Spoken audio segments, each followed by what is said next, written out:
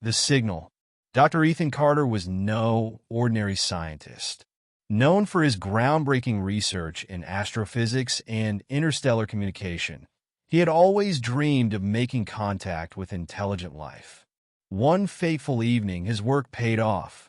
A faint signal, one he hadn't expected, came from a distant part of the galaxy, and Ethan responded instinctively, sending a message laden with curiosity and goodwill.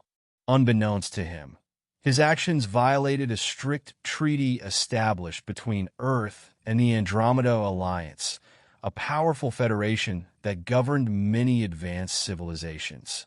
Ethan's signal was flagged as a breach, and an enforcer was dispatched to investigate. That enforcer was Captain Lyra Vaylen, a decorated officer of the Alliance. Efficient, brilliant, and unyielding, she was tasked with ensuring compliance with intergalactic law. When Lyra received her orders, she saw it as just another mission. The human had broken the rules, and it was her duty to bring him in. But this time, her mission would change her life forever.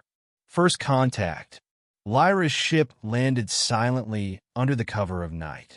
She approached Ethan's remote lab, a sleek structure perched on the edge of a forest. Through the glass walls, she observed him working, unaware of her presence.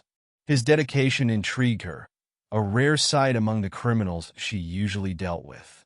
Bursting into his lab, Lyra declared, "Dr. Ethan Carter, you are in violation of Intergalactic Code 724A.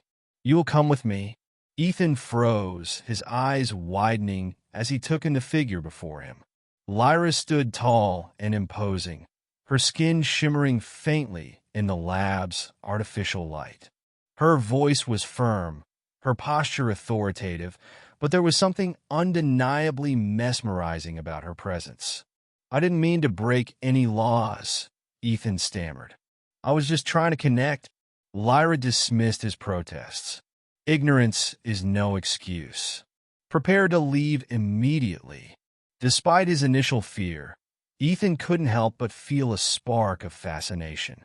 "You're not what I expected," he blurted out. Lyra arched a brow. "And what did you expect?" "An alien, yes, but not someone like you," he said, his words laden with awe. Lyra ignored his comment, though a faint flicker of curiosity stirred within her. She bound his wrists with glowing restraints and led him to her ship.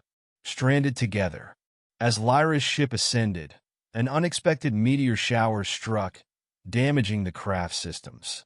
Forced to make an emergency landing in a dense, uninhabited forest, Lyra and Ethan found themselves stranded.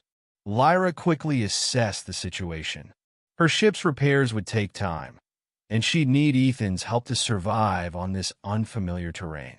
"You're going to assist me," she said, her tone brooking no argument. Ethan smirked. "Not much of a choice, is it?" Despite their tense start, their shared predicament forced them to cooperate. Lyra's expertise in technology and combat complemented Ethan's resourcefulness and ingenuity. They built shelters, foraged for food, and worked together to repair the ship. As days turned into weeks, their initial hostility softened. Ethan's humor and optimism began to chip away at Lyra's stoic demeanor. Lyra, in turn, surprised Ethan with moments of vulnerability and wit that revealed the person beneath the enforcer's facade. A bond beyond duty. One evening, as they rested by the fire, Ethan asked, "Do you ever get tired of it? The rules, the missions, the lack of freedom?" Lyra hesitated. For as long as she could remember, she had lived by the Alliance's strict code. But Ethan's question stirred a longing she hadn't acknowledged. "Freedom is complicated," she admitted. "It comes with chaos. That's why the Alliance enforces order." "But order without choice isn't living," Ethan replied. "You deserve more than that, Lyra."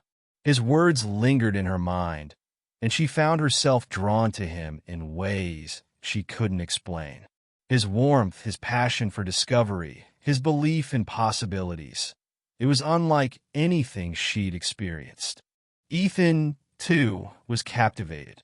Lyra's strength and intelligence were undeniable, but it was her growing vulnerability that made his feelings deepen. The choice. When the ship was finally repaired, Lyra faced a dilemma. Returning to the Alliance with Ethan would mean condemning him to a harsh trial and likely imprisonment. But letting him go would mean betraying her oath. One night, as they stood beneath the stars, Lyra confessed, "I was taught that duty is everything. But now, I'm not sure. You've shown me another way to see the universe." Ethan took her hands in his. "Lyra, you don't have to be bound by their rules. You're more than an enforcer. You're someone who can choose her own path." Tears glistened in Lyra's eyes as she made her decision. She couldn't bring herself to deliver Ethan to the Alliance. Instead, she devised a plan to fabricate his death in the crash, erasing his existence from the Alliance's records. A new home, Lyra and Ethan set course for an uncharted planet, a haven where they could live without interference. The planet was lush and vibrant, teeming with life. They built a home together, blending their knowledge to create a harmonious existence. In time, they became partners not just in survival, but in love. Lyra taught Ethan about Andromedan science and culture, while Ethan shared Earth stories and dreams. Their bond deepened, proving that love could transcend even the vast divides of species and worlds. Epilogue: Legends among the stars. Years later, their story became a legend among travelers and adventurers. It was said that on a distant, hidden planet lived two souls from different worlds, united by love and defiance. Lyra and Ethan often sat beneath the stars, their hands entwined. "Do you ever regret it?" Ethan asked one evening. "Never," Lyra replied. "The universe is vast, but nothing compares to what we've found together."